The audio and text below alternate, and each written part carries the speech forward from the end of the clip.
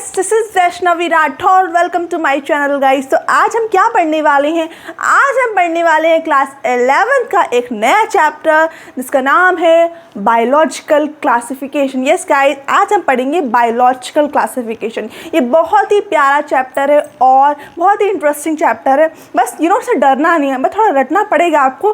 हो सकता है आपको लगेगा क्या क्या पढ़ना है इसमें, बट इन रियलिटी आप सबको समझ लोगे ना तो आपको बहुत अच्छा चैप्टर लगने वाला है। तो शुरू कर ले, बायोलॉजिकल क्लासिफिकेशन। भाई चैप्टर पढ़ने जा रहे हैं तो उसका मीन तो पता हो। बायोलॉजिकल क्लासिफिकेशन लिखा है, इसका क्या मतलब होता है? सबसे पहले इसको समझते हैं। डेफिनेशन बता दूँ आपको, सबसे पहले बोलती हूँ। It is scientific procedure through which we classify living organisms on the basis of their similarity and dissimilarity. कुछ समझ में आया? नहीं आया ना? अब बताऊँगी, अभी सबको समझ में आएगा। Just wait. मैं आपको 3 कीवर्ड्स देने वाली हूँ। अगर आपको वो कीवर्ड्स बताओ ना तो आप इस डेफिनेशन को बहुत आसानी से लिख सकते हो और समझ भी सकते हो। ठीक है ना? ये डेफिनेशन मैंने रटी नहीं है बल्कि समझी है, आप भी समझ सकते हो। Let's see. सबसे पहले मैंने क्या बोला था? ये क्या है? एक साइंटिफिक प्रोसीजर है। मैं ऊपर लिखती हूँ, this is your scientific procedure, right? Scientific procedure, okay. ये एक साइंटिफिक प्रोसीजर है। किसका प्रोसीजर है भाई? ये बताओ मुझे। ये है लिविंग ऑर्गेनिज्म को क्लासिफाई करने का। लिविंग ऑर्गेनिज्म को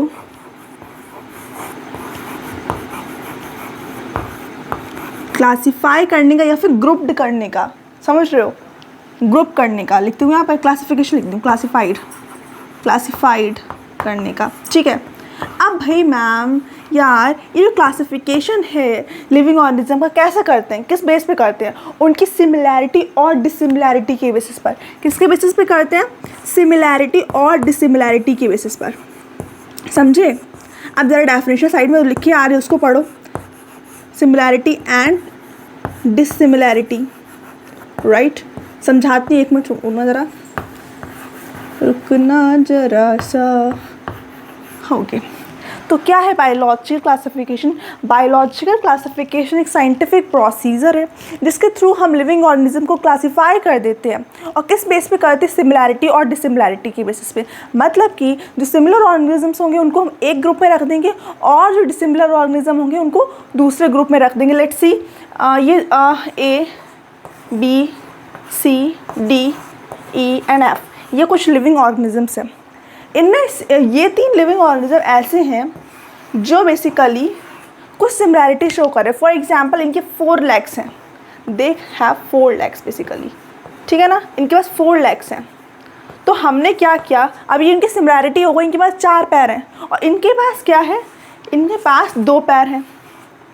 तो देखो भैया, A, C और D, इसको मैंने एक ही कर दिया है। क्रॉस बनाए वो सिमिलर है बेसिकली। अब जो भी हो, मैं कंफ्यूज हो चुकी हूँ। A, C और E ऐसे बेसिकली एनिमल्स हैं या फिर ऐसे लिविंग ऑर्गेनिजम्स हैं जिनके पास 4 लेग्स हैं। तो हमने उनको एक ग्रुप में पुट कर दिया। सिमिलरली आपके B, D और F, राइट? B, D और F, ये कुछ ऐसे लिविंग ऑर्गेनिजम्स हैं जिनके पास 2 पैर हैं। ठीक? तो इनको हमने एक ग्रुप में रख दिया। तो इसी को तो बोलते हैं बायोलॉजिकल क्लासिफिकेशन। समझे? अब देखो यहाँ पर हमने अब देखो साइंटिफिक प्रोसीजर एक साइंटिफिक वे में करते हैं क्लासिफिकेशन। और ये हम लोगों ने किसे पढ़ा था? चैप्टर 1 में अच्छे से पढ़ा था, राइट? हम लोगों ने क्या पढ़ा था? टैक्सोनॉमी के बारे में पढ़ा था। उसमें क्लासिफिकेशन ही तो हमने किया था। तो क्लासिफिकेशन सबको समझ में आता है। ठीक है ना? वहीं यहाँ पर लिविंग ऑर्गेनिज्म को, अब लिविंग, ये सारे क्या है? लिविंग ऑर्गेनिजम्स हैं, उनको आपने क्लासीफाई कर दिया। अब किस बेस पे करा भाई? कैसे आपने कह दिया हम ये ऑर्गेनिज्म उठाएंगे, इसको एक ग्रुप में रख देंगे, ये उठाएंगे, इसको एक ग्रुप में रख देंगे? उनके लेग्स के बेसिस पे क्या? उनकी सिमिलैरिटीज़ के बेसिस पे क्या? भाई इनके पास 4 लेग है तो इनको हमने एक ग्रुप में रख दिया, इनके पास 2 हैं तो इनको अलग ग्रुप में रख दिया। समझे? तो बायोलॉजिकल क्लासिफिकेशन समझ में आ गया। ये एक साइंटिफिक प्रोसीजर होता है। समझे मेरे प्यारे बच्चों? तो इसको नोट डाउन कर लो और फिर हम बात करते हैं क्या कि भाई डिफरेंट। अब एक और चीज़ बता देना चाहती हूँ आपको कि बायोलॉजिकल क्लासिफिकेशन करते क्यों हैं, इम्पॉर्टेंस क्या है बायोलॉजिकल क्लासिफिकेशन करने की। ठीक है?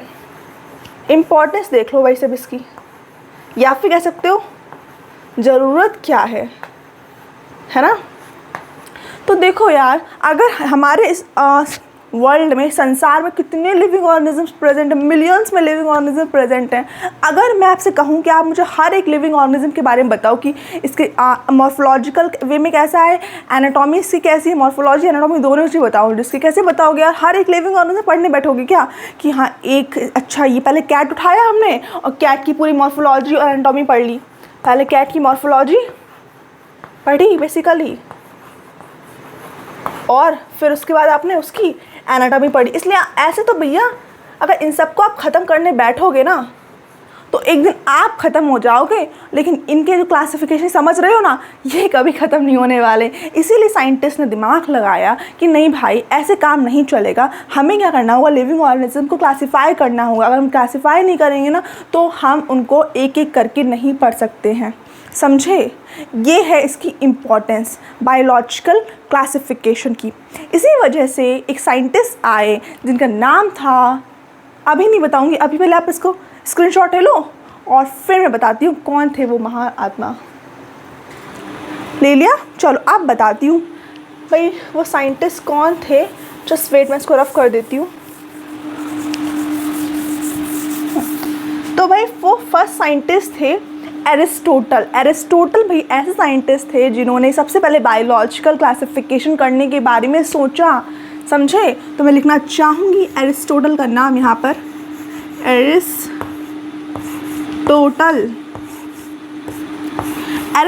वॉज द फर्स्ट साइंटिस्ट जिन्होंने सोचा कि हम बायोलॉजिकल क्लासिफिकेशन करते हैं। देखो स्टूडेंट, ये मैटर नहीं करता है कि इनका क्लासिफिकेशन कितना ज़्यादा एक्सेप्टेड था, लेकिन यार he was the first scientist ने सोचा कि बायोलॉजिकल क्लासिफिकेशन करना चाहिए, क्योंकि ऐसे हम सारे लिविंग ऑर्गेनिज्म को एक साथ पढ़ नहीं सकते हैं, है ना। तो इसलिए इनकी इम्पोर्टेंस है आपके बायोलॉजिकल क्लासिफिकेशन में। इन्होंने भी कुछ क्लासिफिकेशन दिया। इन्होंने लिविंग ऑर्गेनिजम्स को, फ्लो चार्ट बना देती हूँ आप लोगों के लिए। इन्होंने लिविंग ऑर्गेनिजम्स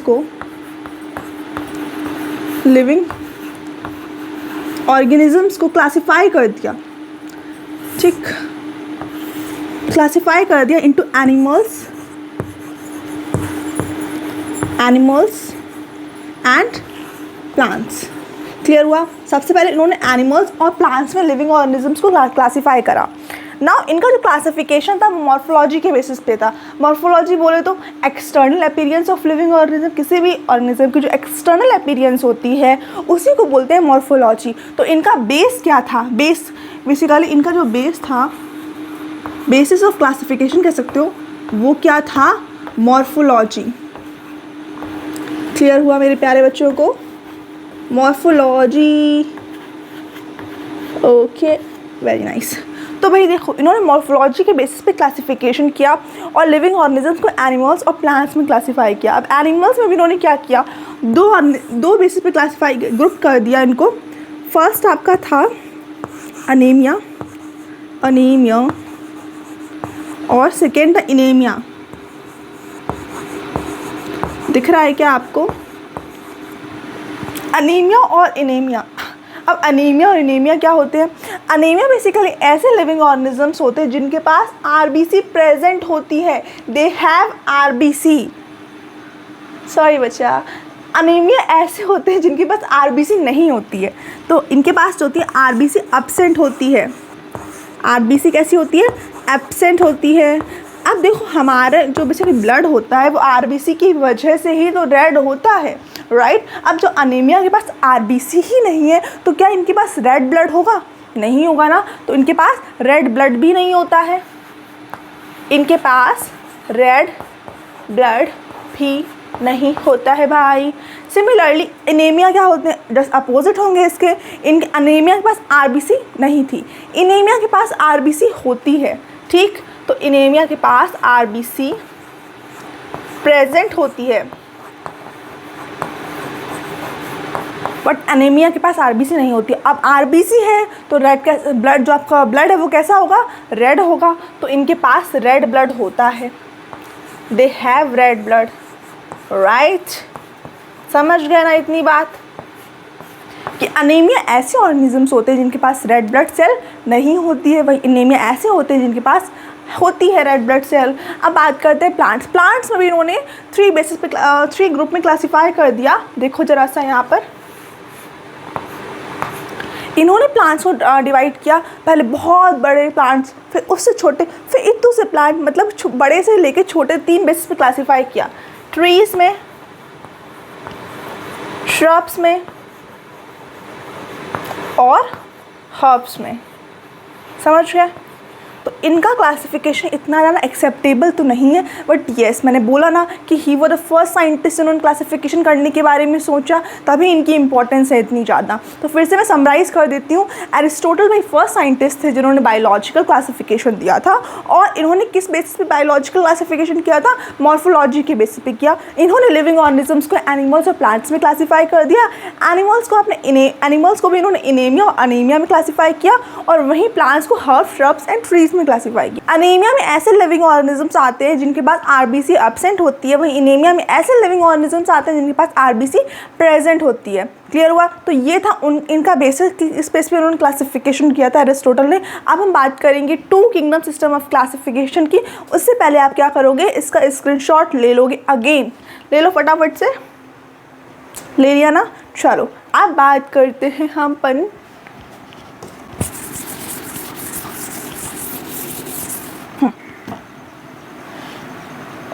भाई बात करते हैं 2 किंगडम सिस्टम ऑफ क्लासिफिकेशन की। जस्ट वेट, मैंने कोई पॉइंट मिस आउट तो नहीं कर दिया है ना? I will check it out.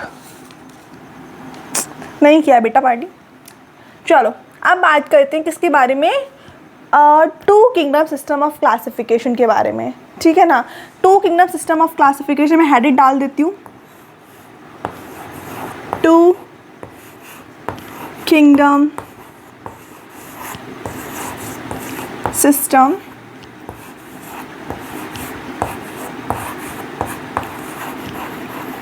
Of classification. ठीक है, तो अब इसके बारे में अपन बात करते हैं कि कौन साइंटिस्ट थे बेसिकली जिन्होंने 2 किंगडम सिस्टम ऑफ क्लासिफिकेशन दिया था। Can you gas? क्या बच्चा पार्टी आप गैस कर सकते हो कि कौन होंगे वो? सुना है नाम उनका भाई, आप लोग जानते हो उनके बारे में। फर्स्ट चैप्टर में भर के उनके बारे में आपने सुना था। कौन थे वो साइंटिस्ट? Yes, Carolus Linnaeus. तो भाई कैरोलस लीनियस थे वो इंसान, कैरोलस। लिनायस भी बोलते हैं बहुत लोग, लिनायस। ठीक है, तो कैरोलस लीनियस साइंटिस्ट थे जिन्होंने क्या किया? 2 किंगडम सिस्टम ऑफ क्लासिफिकेशन दिया। इनका जो क्लासिफिकेशन था वो कुछ सिमिलर था किसके साथ? एरिस्टोटल के जैसा, लेकिन भैया कुछ इन्होंने क्राइटेरियाज लिए थे। उन्होंने मॉर्फोलॉजिकली बेसिस पे क्लासीफाई किया था। इनका क्राइटेरिया क्या था क्लासिफिकेशन करने का? लेट्स सी, इधर बताती हूँ, right? Living organism, organism simply लिखती हूँ, राइट? Organism, right? इन्होंने क्या किया? लिविंग ऑर्गेनिजम्स को 2 किंगडम में क्लासीफाई कर दिया। कौन से किंगडम थे? अच्छा, किंगडम के बारे में पढ़ चुके हो फर्स्ट चैप्टर में, मुझे किंगडम को बार बार रिपीट करने की ज़रूरत ना पड़े, है ना? हाईएस्ट लेवल ऑफ टेक्सॉन क्या था बताओ ज़रा मुझे? किंगडम ही था ना? तो इन्होंने क्या किया? 2 किंगडम बनाए। एक बना दिया इन्होंने एनिमेलिया, और दूसरा बना दिया इन्होंने प्लेंटी। क्या बना दिया? प्लेंटी। समझे? एनिमेलिया और प्लेंटी किंगडम बनाए इन्होंने, 2 किंगडम। अब इनका बेस क्या था? जैसे आपके एरिस्टोटल थे, उन्होंने मॉर्फोलॉजिकली क्लासीफाई किया था। इनका क्या था क्राइटेरिया? इनका क्राइटेरिया था आपका, अगर मेन क्राइटेरिया की बात करूँ तो इनका मेन क्राइटेरिया था सेल वॉल। ठीक, सेल वॉल जो था बेसिकली इनका मेन क्राइटेरिया था। मेन क्राइटेरिया इनका सेल वॉल था, समझे? मेन क्राइटेरिया लिख देती हूँ यहाँ पर, मेन क्राइटेरिया। समझे? इन्होंने क्या किया? सेल वॉल के बेसिस पे किया। मतलब कि जिन ऑर्गेनिज्म के पास सेल वॉल नहीं है उनको आप एनिमेलिया किंगडम पुट कर दोगे, और जिनके पास सेल वॉल है उनको आप प्लेंटी किंगडम में पुट कर दोगे। आप देख रहे हो यार कितनी बड़ी मिस्टेक कर रहे हैं। क्लास 9 में हमने एक चीज़ पढ़ी थी भाई, आपको अगर याद हो, सेल वॉल टॉपिक में पढ़ा था हम लोगों ने। अब सेल वॉल किस टॉपिक चैप्टर का है तो पता ही होगा, fundamental unit of life, right? उस चैप्टर में हमने पढ़ा था कि सेल वॉल आपके प्लांट्स के पास तो होती हैं, उसके साथ ही साथ किसके पास होती हैं बताओ ज़रा मुझे? फंजाई के पास भी तो होती हैं मैम। भाई आपके बैक्टीरियाज जो होते हैं उनके पास भी तो होती है मैम। आपके फर्स्ट जो होते हैं उनके पास भी तो होती हैं। तो भाई ऐसे बहुत सारे ऑर्गेनिजम्स थे जिनको क्या किया, लिनियस ने इन सबको उठा के प्लेंटी किंगडम में पुट कर दिया। क्या ये पॉसिबल है? नहीं पॉसिबल है ना। तो इनका भी classification, two kingdom system of classification भी नहीं चला, क्योंकि इनका क्लासिफिकेशन आप देख रहे हो क्या है, ये एनिमल्स और प्लांट, बस ऐसा अरिस्टोटल ने भी करके दिया। इससे अच्छा अरिस्टोटल ने कहता है उन्होंने कुछ अनेमिया और इनेमिया तो बता दिया कि इनका आरबीसी नहीं की, बस आरबीसी है। इन्होंने तो सब कुछ एकदम कचड़े कर दिया, है ना। तो इनके कुछ डिमेरिट्स रहे बेसिकली। आप इसका स्क्रीनशॉट ले लो कि भाई क्यों इनका क्लासिफिकेशन चला नहीं, फिर क्यों नए किंगडम क्लासिफिकेशन की हमको ज़रूरत पड़ी। पहले आप इसका स्क्रीनशॉट ले लिया। चलो अब बात करते हैं नए किंगडम क्लासिफिकेशन की। उससे पहले मैं आपको डिमेरिट्स बताना चाहूँगी इनके क्लासिफिकेशन की, ठीक है ना। तो बता देती हूँ ज़रा सा। सबसे पहले तो इनका क्लासिफिकेशन जो था वो यूनिसेलुलर और मल्टीसेलुलर ऑर्गेनिज्म के बीच में कोई डिफरेंस नहीं बता पाया। हमने पढ़ा है यूनिसेलुलर क्या होता है, मल्टीसेलुलर क्या होता है। यूनिसेलुलर बेसिकली ऐसे ऑर्गेनिजम्स होते हैं जिनके पास क्या होता है, सिंगल सेल होती है, मतलब कि वो सिंगल सेल से मिलकर बने हुए होते हैं। वही मल्टीसेलुलर ऐसे ऑर्गेनिजम्स होते हैं जो कि मोर देन वन सेल या फिर बहुत सारी सेल से मिलकर बने हुए होते हैं, है ना। तो इनकी क्लासिफिकेशन ने बेसिकली यूनिसेलुलर और मल्टीसेलुलर ऑर्गेनिज्म के बीच में कोई डिफरेंस नहीं बता पाए, समझ रहे हो। इनका क्लासिफिकेशन सबसे पहला बड़ा डिमेरिट यही था कि ये यूनिसेलुलर एंड मल्टीसेलुलर के बीच में कोई डिफरेंस नहीं बता पाए। मल्टी सेलुलर के बीच में कोई डिफरेंस नहीं बता पाए, समझ रहे हो आप। इसके साथ ही प्रोकैरियोटिक एंड यूकैरियोटिक ऑर्गेनिज्म के बीच में भी कोई डिफरेंस नहीं बता पाए। यस बच्चा पार्टी, इन्होंने क्या, अब प्रोकैरियोटिक क्या होते हैं, ऐसे सेल्स होते हैं जिनके पास वेल डिफाइंड न्यूक्लियस नहीं होता है, राइट। और यूकैरियोटिक बेसिकली ऐसे सेल होते हैं वेल डिफाइंड न्यूक्लियस प्रेजेंट होता है। अगेन ये नहीं बता पाए, है ना। क्या आपको दिख रहा है कहीं इन्होंने बोला हो कि इस पर्टिकुलर ग्रुप में यूनिसेलुलर ऑर्गेनिज्म रहेंगे या फिर उस पर्टिकुलर ग्रुप में मल्टीसेलुलर रहेंगे, ऐसा इन्होंने बोला? नहीं बोला ना, दैट्स व्हाई ये नहीं बता पाए। और यूकैरियोटिक एंड प्रोकैरियोटिक के बीच में कोई नहीं बता पाया। यूकैरियोटिक एंड प्रोकैरियोटिक बच्चा पारी, इसके बीच में कोई डिफरेंस नहीं बता पाए, समझ रहे हो आप। तो भाई एक और है, क्या कुछ ऑर्गेनिज्म ऐसे होते हैं जो फोटोसिंथेसिस परफॉर्म करते हैं, कुछ नहीं करते हैं। ये महाराज वो भी नहीं बता पाए, क्योंकि प्लांटिंग किंगडम में प्लांट्स और फोटोसिंथेसिस परफॉर्म करते हैं। क्या फंजाई भी करता है? ये आप बताओ मुझे, क्या फंजाई करता है फोटोसिंथेसिस? नहीं करता है ना, तो नहीं बता पाए ना। ये अगेन इनका ये बेस था ही नहीं बता पाए ये फोटोसिंथेसिस एंड बस अपनी टांग घुसेड़ी नहीं है ना, बस वही बात है। नॉन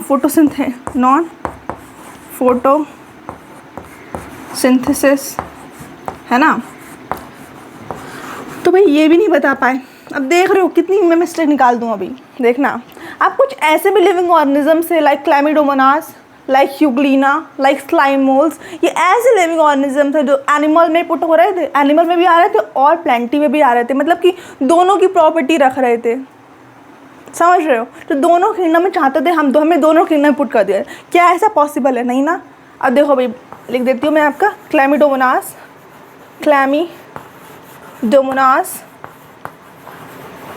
ह्यूग्लिना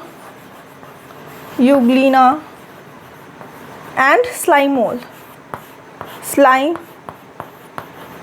मोल्स, ठीक। अच्छा क्लैमिडोमोनास क्या है? एल्गी है ना, पता है ना आपको। ये तो थोड़ा बहुत पढ़ाई होगा अभी आपने, काफ़ी टाइम हो चुका है, मेरा लेक्चर आने देरी हो गई, बट आपने थोड़ा बहुत तो कहीं पढ़ा होगा ना। Euglena is one kind of algae, right. और बाकी आपका यूग्लिना बोल रही हूँ, क्लैमिडोमोनास। यूग्लिना और स्लाइम मोल्स क्या हैं? They are protista, right. तो ये दोनों ही किंगडम में आ रहे थे, इसमें भी आ रहे थे और इसमें भी आ रहे थे। क्या ये पॉसिबल है? आप बताओ, क्या ये पॉसिबल है? नहीं पॉसिबल है, रिजेक्टेड।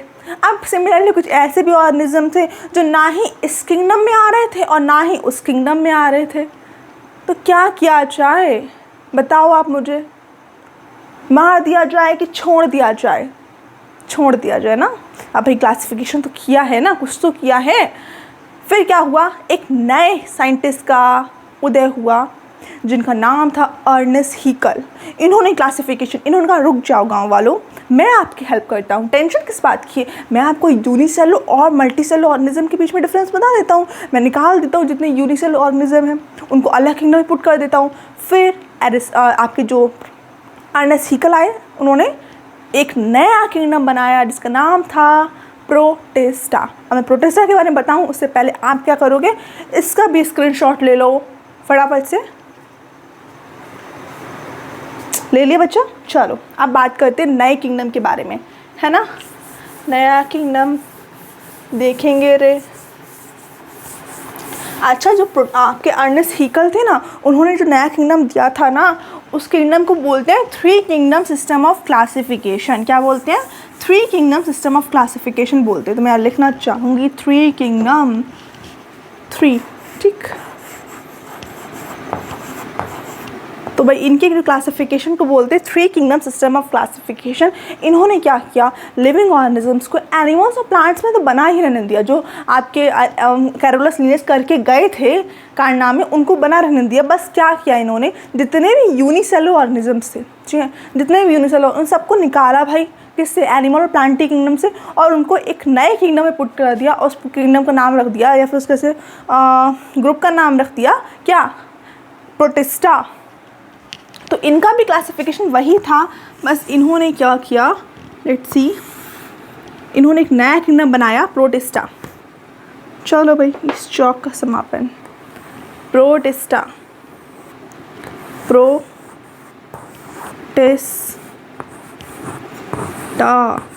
तो मैं इसको थोड़ा बड़ा बड़ा लिख रही हूँ क्योंकि इम्पोर्टेंट है ना। प्रोटिस्टा है तो भाई सब इम्पोर्टेंट, एनिमल किंगडम और प्लांट किंगडम तो कुछ जान ही रहने वाले हैं। 3rd और 5th चैप्टर, 4th चैप्टर में बहुत बड़े चैप्टर्स हैं भाई। प्रोटिस्टा प्लांटी किंगडम तो बड़ा नहीं है, बट ये animal kingdom as compare to plant kingdom बड़ा है, ठीक है ना। प्रोटिस्टा और एनिमल किंगडम, एनिमल, ठीक, और प्लांट। तो अगर आपसे पूछा जाए कि एनिमेलिया और प्लांटी किंगडम किसने बताए थे या फिर किसने डिस्कवर किए थे, तो आप बोलोगे कैरोलस लिनियस। वहीं प्रोटिस्टा पूछ रहा है तो क्या बोलोगे, हीकल ने किया था। समझे इतनी बात। तो प्रोटिस्टा किंगडम अर्नेस्ट हीकल ने क्लासीफाई किया। इन्होंने इनकी जो आपके लीनियस थे उनकी एक प्रॉब्लम को सॉल्व कर दिया।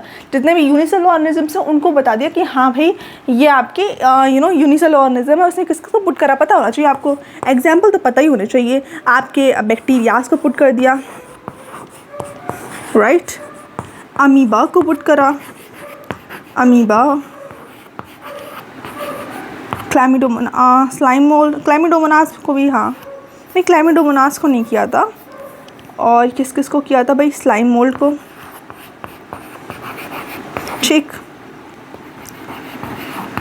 इसके साथ ही साथ बहुत ऑर्गेनिज्म थे लाइक स्टूडेंट, है ना, लाइक डायटम्स, लाइक डाइमाइट्स। तो ये कुछ ऐसे लिविंग ऑर्गेनिज्म क्लासीफाई इन्होंने प्रोटिस्टा किंगडम में पुट कर दिया था, समझे। लेकिन भाई इनका भी नहीं हो पाया, पता है क्यों? क्योंकि कुछ और दिक्कत आ गई। दिक्कत क्या आ गई, एक और प्रॉब्लम भी थी उनके में, क्या थी, प्रोकैरियोटिक और यूकैरियोटिक वाले की थी ना, वो आपके अर्नेस्ट हीकल नहीं बता पाए थे। इसी वजह से, अच्छा मैंने नाम तो लिखा ही नहीं है ना अर्नेस्ट हीकल का, नाम तो लिख देती हूँ यार, Ernest Haeckel. He was a person भैया जिसने आपको प्रोटिस्टा किंगडम दिया था। स्वागत नहीं करोगे क्या इसका? हाँ, तो भाई देखो अर्नेस्ट हीकल ने दिया था और प्रोटिस्टा किंगडम डिस्कवर किया था, और जितने भी यूनिसेलुलर ऑर्गेनिज्म थे उसको पुट कर दिया था प्रोटिस्टा किंगडम में। लेकिन फिर एक नए साइंटिस्ट की बारी आई जिनका नाम था कोपलैंड, समझ रहे हो।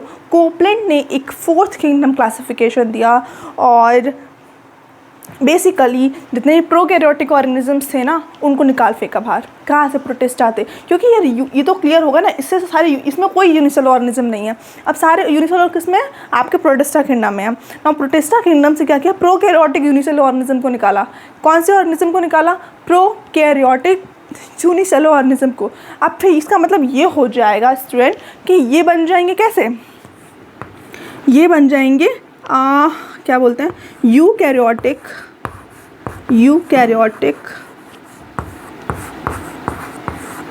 यूनिसेलुलर ऑर्गेनिज्म, अगर मैं गलत नहीं हूँ तो यूकैरियोटिक यूनिसेलुलर ऑर्गेनिज्म बन जाएंगे, राइट, है ना। क्योंकि भाई जब आप प्रोकैरियोटिक ऑर्गेनिज्म को निकाल दोगे किससे, प्रोटिस्टा से, तो बचेंगे तो यूकैरियोटिक ही ना, है तो सारे यूनिसेलुलर ही ना, तो दैट्स वाई मैंने बोला ये यूकैरियोटिक यूनिसेलुलर ऑर्गेनिज्म है। प्रोटिस्टा में यूकैरियोटिक यूनिसेलुलर ऑर्गेनिज्म है। अगर आप सिर्फ यूनिसेलुलर लिख के आओगे देन गलत हो जाएगा, आपको दोनों चाहिए, मतलब यूनिसेलुलर तो है साथ साथ यूकैरियोटिक भी है, ठीक। अब बात करते हैं कोपलेंट के बारे में, मैं यहीं पर बता देना चाहूँगी। कोपलेंट ने एक नया किंगडम दिया, कोपलेंट, ठीक। कोपलेंट ने fourth kingdom system of classification दिया। क्या दिया, fourth kingdom system of classification दिया, और इन्होंने एक नया किंगडम डिस्कवर किया, इसका नाम था मोनेरा। क्या नाम था, मोनेरा इसका नाम था। और बेसिकली मोनेरा में भी दो आए थे, बेसिकली आपके archaebacteria and eubacteria, archaebacteria and eubacteria, ठीक। आर्के बैक्टीरिया और eubacteria. Archaebacteria basically ऐसे बैक्टीरियाज होते हैं जो काफ़ी हार्श हैबिटेट में रह सकते हैं, वहीं eubacteria they live in harsh habitat also, but normal है, आपको नॉर्मली जो आपको अराउंड सराउंडिंग में दिखते हैं वो आपको ह्यू बैक्टीरियाज ही दिखते हैं, ठीक है ना। मेथानोजेंस, ये जो मीथेन गैस, काऊ डंग होता है, बफेलो डंग होता है, उसमें मीथेन प्रेजेंट होती है, मिथेनो गैस से बायोगैस बोलते हैं, तो वो मिथेनोजीन की वजह से होती है, जो कि आर्के बैक्टीरिया का एग्जाम्पल है, ठीक। तो ये तो कोपलेंट दिया था, ये मोनेरा किंगडम दिया था, और इसी के साथ 4 किंगडम सिस्टम ऑफ क्लासिफिकेशन यहाँ पर हो जाएगा, 4 किंगडम सिस्टम ऑफ क्लासिफिकेशन, ठीक है, जो कि किसने दिया था, बताओ जरा सा मुझे, कोपलेंट ने दिया था। क्लियर हुआ। नाउ अब बात करेंगे 5th किंगडम क्लासिफिकेशन की, और ऐसा किंगडम क्लासिफिकेशन जो कि वाइडली एक्सेप्टेबल है, वैसे तो हम जिसे आज एक्सेप्ट करते हैं ना, मानते हैं, वो 5th kingdom system of classification ही है। एक और आया था 6th किंगडम क्लासिफिकेशन, लेकिन उसको हम लोग नहीं मानते हैं, हम 5th किंगडम क्लासिफिकेशन को पढ़ते हैं। सही वो भी था, गलत नहीं था, बट हम मानते हैं कि मोस्ट किसी वाइडली एक्सेप्टेबल जो है वो 5th किंगडम क्लासिफिकेशन ही है, समझे। तो इसका स्क्रीनशॉट लो, और फिर मैं यूँ नेक्स्ट बताती हूँ 5th kingdom system of classification. फटाफट से ले लो बेटा, चलो मूव करते हैं।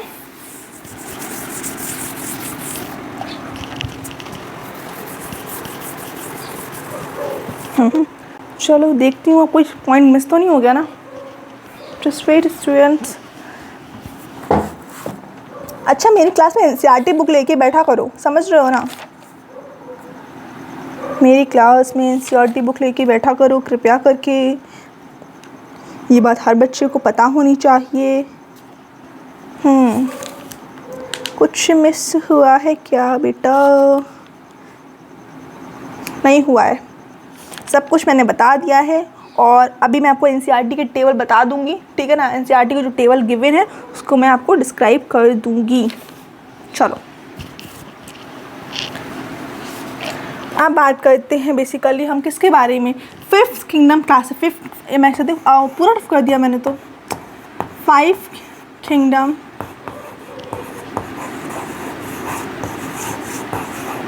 System, 5 kingdom system of classification, system of, time लग जाता है ना बार बार लिखने में, वही सेम चीज़ समझते ही नहीं है, मैं क्या करूं। 5 किंगडम सिस्टम ऑफ क्लासिफिकेशन ये दिया था किसने, R.H. विटेकर ने,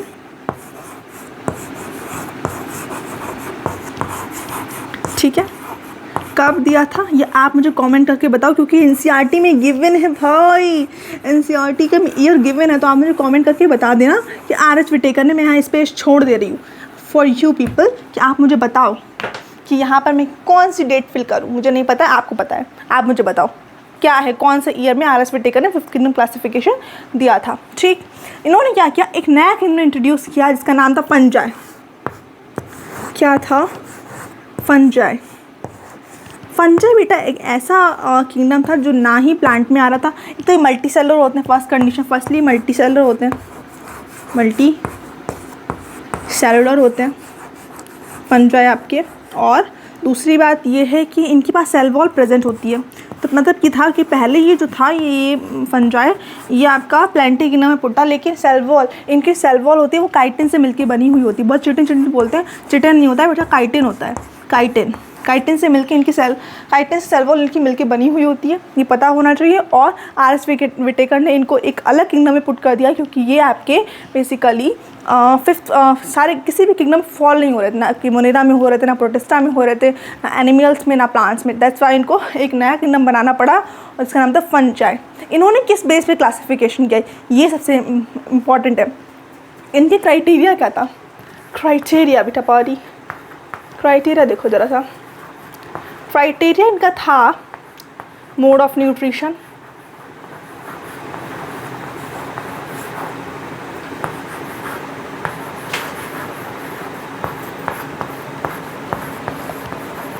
cellular organisation,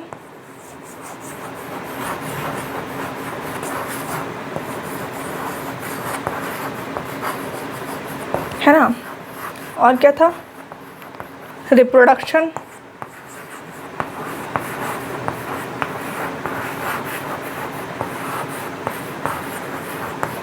thallus organisation,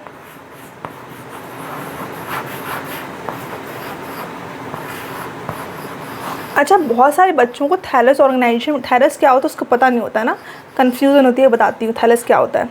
sweat. और एक लास्ट था फाइलोजेनेटिक रिलेशनशिप, फाइलोजेनेटिक रिलेशनशिप, है ना, यही था ना। बस बेटा सेशन पूरा ख़त्म होने वाला है, इतनी जल्दी मत भागा करो और लाइक कर दो सेशन को, क्योंकि लाइक करने में क्या कंजूसी है, आपको बस लाइक ही तो करना है ना, लाइक कर दिया करो, है ना। और सब्सक्राइब करना प्लीज़ यार, सपोर्ट करो VR+ को। मैं आपके लिए बहुत मेहनत कर रही हूँ गाइज़, मतलब मैं खुद भी पढ़ रही हूँ, ये मैं आज रिवील कर रही हूँ फर्स्ट टाइम ऑन यूट्यूब कि मैं अपनी खुद भी स्टडी कर रही हूँ और आपको भी पढ़ा रही हूँ। सो मेहनत तो लग रही है, डबल मेहनत कर रही हूँ, तो आप लोगों की रिस्पॉन्सिबिलिटी बनती है यार कि लाइक करो, चैनल को शेयर करो एंड सब्सक्राइब करो, समझे ना। तो ये था भाई मोस्ट इम्पॉर्टेंट थिंग, सबसे इम्पॉर्टेंट थिंग ना। तो भाई क्राइटेरिया की बात करती हूँ ना, किस बेस पे क्लासिफिकेशन, इन्होंने बेसिकली मोड ऑफ न्यूट्रिशन देखा कि ऑटोट्रॉफिक है कि हेटरोट्रॉफिक है। इन्होंने देखा कि सेलुलर ऑर्गेनाइजेशन कैसा है इसका। फिर रिप्रोडक्शन देखा कि सेक्सुअल रिप्रोडक्शन करते हैं कि एसेक्सुअल करते हैं कि वेजिटेटिव करते हैं, ये देखा। इसके साथ ही साथ इन्होंने देखा थैलस ऑर्गेनाइजेशन। यस, इसके बारे में मुझे बात करनी है आपसे कि थैलस ऑर्गेनाइजेशन होता क्या है। थैलस का मतलब होता है कि बॉडी डिफ्रेंशिएटेड है या नहीं, मतलब कि फॉर एग्जांपल मैंने एक बॉल ले आओ, बॉल, क्या बॉल आप उठा के देखते हो, क्या आपको उसमें दिखते हैं लीव्स का है, क्या उसमें आपको रूट दिखती है, क्या उसमें आपको कोई अगर एनिमल है क्या उसमें ईयर दिखती है, क्या आइज़ दिखती है, नहीं दिखता, कुछ नहीं दिखता है ना। वो एक बॉल, एक थैलस लाइक स्ट्रक्चर दिखता है, मतलब इसकी बॉडी डिफ्रेंशिएटेड नहीं होती है। अगर कोई ऐसा प्लांट आपको दिख रहा है, आपको नहीं पता लग रहा है कि वो लीफ है, कि कहाँ उसकी लीफ है, कहाँ उसकी प्लांट है, क्या उसकी रूट है, कहाँ उसकी प्लांट बोल रही हूँ, स्टेम है, कहाँ उसकी शूट बोल सकते हो आप, स्टेम रूट ही सब नहीं पता लग रहा है ना, तो आप बोल दो कि बॉडी इनकी डिफ्रेंशिएटेड नहीं, थैलस लाइक स्ट्रक्चर है, समझ रहे हो। तो ये मतलब होता है थैलस का। तो इसका मतलब ये थैलस ऑर्गेनाइजेशन देखा, मतलब कि बॉडी डिफ्रेंशिएटेड है कि नहीं है, समझे। फाइलोजेनेटिक रिलेशन मतलब कि अपने पूर्व बोल रही हूँ, क्या बोलना चाहिए, मतलब पुराने ज़माने बोल रही हूँ यार। फाइलोजेनेटिक का मतलब ये होता है कि आज एक पर्टिकुलर लिविंग ऑर्गेनिज्म है, उसका अपने मतलब काफ़ी पुराने लिविंग ऑर्गेनिजम्स का रिलेशन है। फॉर एग्जांपल बैक्टीरिया से क्या रिलेशन है, ये मेरे कहने का मतलब है। क्या बोलना चाहिए यहाँ पर, फाइलोजेनेटिक ना, अरे क्या पूर्वज जो, हाँ एंसेस्टर्स से क्या रिलेशन है बेसिकली, राइट। तो एंसेस्टर मतलब कि आपके परिवार के एंसेस्टर्स नहीं, लिविंग ऑर्गेनिज्म सबसे पुराना कौन है, फिर उससे रिलेशन बेसिकली ये बात हो रही फाइलोजेनेटिक रिलेशनशिप में, इन्होंने ये देखा था, समझे। तो ये था आर.एस. विटेकर का fifth kingdom system of classification, और यही बहुत ज़्यादा एक्सेप्टेड है। भाई इनका क्लासिफिकेशन आने से पहले क्या हुआ करता था, हम लोग बेसिकली फर्न्स को, जिम्नोस्पर्म्स को, एंजियोस्पर्म्स को, आपके स्लाइम मोल्स को, आपके बैक्टीरियाज को, ये सारे जितने भी यूनिसेलुलर ऑर्गेनिज्म, जितने भी लिविंग ऑर्गेनिज्म बताए मैंने आपको, इन सबको एक ही किंगडम में मानते थे, विच इज़ प्लांटी किंगडम। और ऐसा क्यों था? क्योंकि इनका बेस सिंपल एक क्राइटेरिया था सेल वॉल, इन सबके पास सेल वॉल प्रेजेंट थी, दैट्स वाई हमको एक ही किंगडम में मानते थे। लेकिन जब हमारे पास एक प्रॉपर क्लियर एक आ गया कि नहीं भाई ऐसा नहीं होता है, फिर 5 यूनिट क्लासिफिकेशन आ गया, तो हमें समझ में आ गया कि हम एनिमल्स प्लांट में ये सारे ऑर्गेनिज्म को नहीं रख सकते हैं, समझे? तो आपको क्लियर हो गया 5 किंगडम सिस्टम ऑफ क्लासिफिकेशन। ना अब बात करते हैं 6 किंगडम सिस्टम ऑफ क्लासिफिकेशन के, जो कि कार्ल वुज ने दिया था। कार्ल वुज ने क्या किया था? मोनेरा किंगडम को उठाया और उसको स्प्लिट कर दिया, किसमें?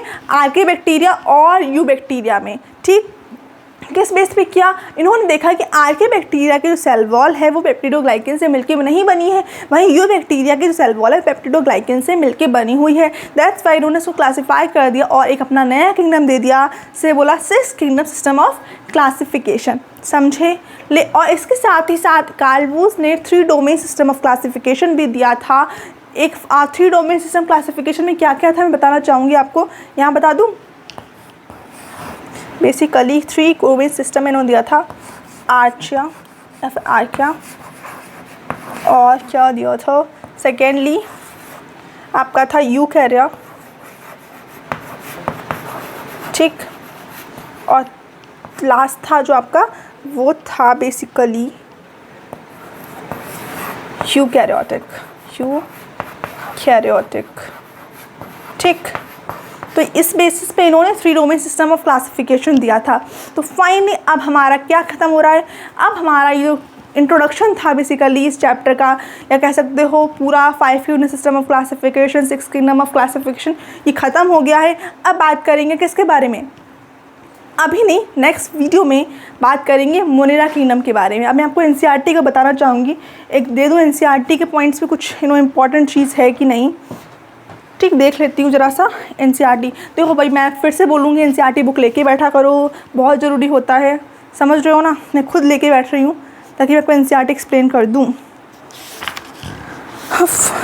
चलो भाई देखो ज़रा सा, देखो ये तो मैं आपको, ये तो सेम है, ये पूरी थ्योरी तो मैंने आपको बता ही दी है। इंपॉर्टेंट चीज़ एक टेबल है, तो उस टेबल को मैं आपको एक्सप्लेन करना चाहूँगी। पहले क्या बोला गया है? मैं यहाँ बैठ जाऊँ क्या मैं यहाँ बैठ जाऊँ? थक गई हूँ मैं बहुत ज़्यादा, जस्ट वेट, क्या मैं यहाँ बैठ जाऊँ? हाँ देखो स्टूडेंट, सेल वॉल, सबसे पहले तो भाई इन्होंने क्या, सेल वॉल क्राइटेरिया देखो। मोनेरा किंगडम की जो सेल वॉल होती है वो कैसी होती है बताओ? क्या मोनेरा के पास सेल वॉल होती है? मोनेरा बैक्टीरियाज आते हैं, बैक्टीरियाज के पास सेल वॉल होती है, समझे मेरे प्यारे बच्चे पार्टी? तो मोनेरा के पास सेल वॉल प्रेजेंट होती है। अब बात करते हैं सेल वॉल भी कैसे, बताओ मुझे। सेल वॉल बेसिकली सेल कैसी थी इनके पास? प्रोकैरियोटिक थी ना, इसमें लिखा हुआ है। सेल टाइप कैसा है? प्रोकैरियोटिक था। सेल वॉल इनके पास प्रेजेंट थी। नाउ प्रोटिस्टा की बात करते हैं, प्रोटिस्टा यूकैरियोटिक होते हैं। सेल कैसी थी? यूकैरियोटिक थी। बाकी आप प्लांटी, एनिमिलिया, फंजाई, इनके पास भी सेल कैसी होगी? यूकैरियोटिक होगी। सिर्फ आपका एक्सेप्शन कौन सा है? मोनेरा। मोनेरा के पास प्रोकैरियोटिक सेल होती है। नेक्स्ट देखो सेल वॉल, वही बात होगी, सेल वॉल बता ही दिया, इसमें प्रेजेंट होती है और नॉन सेलुलोसिक होती है, जो कि पॉलीसैकेराइड प्लस अमाइनो एसिड से मिलकर बनी हुई होती है। इसके साथ ही साथ अगर प्रोटिस्टा की बात करती हूँ तो प्रोटिस्टा में कुछ के पास सेल वॉल होती है और कुछ के पास सेल वॉल नहीं होती है। फंजाई की बात करते हैं, प्रेजेंट विद काइटिन। फंजाई में सेल वॉल प्रेजेंट होती है, वो भी काइटिन के साथ, मतलब काइटिन की सेल वॉल होती है बेसिकली, राइट। और बात करती हूँ प्लांटी की, तो प्लांटी में सेल वॉल प्रेजेंट होती है। एनिमल्स में सेल वॉल नहीं होती है, समझ रहे हो? एनिमल्स में एब्सेंट होती है। अब बात करते हैं nuclear membrane body organisation. Okay बच्चे पार्टी, तो वही देखो, अब वही बात है, न्यूक्लियर मेम्ब्रेन होता है आपके सेल वॉल के मोनेरा के पास नहीं ना, एब्सेंट होता है, तो वही लिखा भी हुआ है। प्रोटिस्टा के पास प्रेजेंट होता है, फंजाई के पास भी प्रेजेंट होता है, बाकी सबके पास प्रेजेंट होता है, एक्सेप्शन क्या है? मोनेरा। क्लियर हुआ ना? बॉडी ऑर्गेनाइजेशन देखो, सेलुलर, आपके जो बैक्टीरियाज होते हैं वो सेलुलर ऑर्गेनाइजेशन होता है उनका। प्रोटिस्टा का भी सेलुलर होता है। फंजाई जो होते हैं मल्टी सेलुलर होते हैं और लूज टिश्यू, ठीक है ना, उनके टिश्यूज़ जो होते हैं बेसिकली वो कैसे होते हैं? लूज होते हैं। इसके साथ ही साथ प्लेंटी की बात करती हूँ तो इसके जो टिश्यूज़ होते हैं, टिश्यू लेवल होता है और ऑर्गन सिस्टम होता है, ठीक है ना। एनिमिलिया के पास एनिमल काफ़ी वेल डिफाइन होते हैं, इनके पास टिश्यू भी होता है, ऑर्गन होता है और ऑर्गन सिस्टम भी होता है। नाउ बात करते हैं मोड ऑफ न्यूट्रिशन के बारे में। तो आपकी जो बैक्टीरियाज होते हैं और वीकन से मोनेरा होते हैं वो आपकी ऑटोट्रॉफिक भी हो सकते हैं और हेट्रोट्रॉफिक भी हो सकते हैं। और मैं बात करती हूँ प्रोटिस्टा के बारे में, तो प्रोटिस्टा आपके ऑटोट्रॉफिक होते हैं। वहीं मैं बात करती हूँ फंजाई के बारे में, फंजाई आपके हेट्रोट्रॉफिक होते हैं। हेट्रोट्रॉफिक में कैसे होंगे, ये सेप्रोफिटिक होंगे और पैरासिटिक होंगे। सेप्रोफिटिक मतलब कि ऐसे बेसिकली लिविंग ऑर्गेनिज्म जो कि डेड एंड डिकेइंग मैटर पे ग्रो करते हैं। पैरासिटिक ऐसे लिविंग ऑर्गेनिज्म होते हैं जो कि दूसरे ऑर्गेनिज्म में रहते हैं, वो आपके इंटरनल भी हो सकते हैं और एक्सटर्नल भी हो सकते हैं, राइट। एक्टोपैरासाइट और एंडोपैरासाइट पता भी होगा आपको। एक्टोपैरासाइट कौन से पैरासाइट होते हैं ये आप मुझे बताओगे कमेंट करके, ठीक है। प्लेंटी की बात करते हैं तो प्लेंटी में क्या, प्लेंटी बेसिकली आपके ऑटोट्रॉफिक ही होते हैं, ठीक। वहीं एनिमेलिया की बात करती हूँ तो एनिमेलिया आपके हेट्रोट्रॉफिक होते हैं, उसमें आपके ये बेसिकली आपके होलोजोइक भी हो सकते हैं। इसके साथ सेप्रोफिटिक और सेप्रोफिटिक और पैरासाइट भी हो सकते हैं। होलोजोइक बेसिकली जो अपना खाना पूरा बाहर ही बना लेते हैं, बाद में अंदर डाइजेशन प्रोसेस अंदर होती है, राइट। तो ये हो गया क्या, टेबल हमारी कंप्लीट और हमारा ये जो टॉपिक है ये भी फिनिश हो गया है। नेक्स्ट वीडियो में हम बात करेंगे किसके बारे में, मोनेरा किंगडम के बारे में। तो अगर आपको ये वीडियो पसंद आया हो तो क्या करना है, लाइक करना है, चैनल को शेयर करो और सब्सक्राइब करो। देखो भी मुझे इतना पता है शेयर तो आप नहीं करोगे, है ना, तो लाइक करो और सब्सक्राइब कर दो, बस इतने तो मैं कर ही सकती हूँ ना आपसे। तो भाई लाइक करना है मेरे चैनल को, शेयर करना एंड सब्सक्राइब करना, कुछ छूटा तो नहीं है ना। चलो बहुत अच्छी बात है। नेक्स्ट वीडियो में हम मोनेरा किंगडम अच्छे से पढ़ने वाले हैं, बहुत ही बेहतरीन तरीके से मैं आपको पूरा मोनेरा किंगडम उसी वीडियो में लर्न भी करा दूंगी, समझ गए, एक्सप्लेन तो करा ही दूंगी साथ ही साथ। सो भाई ये था ओवरऑल फॉर दिस वीडियो। अगर आपको मेरा वीडियो अच्छा लगा है तो लाइक करें, शेयर करें एंड सब्सक्राइब करें। Bye everyone.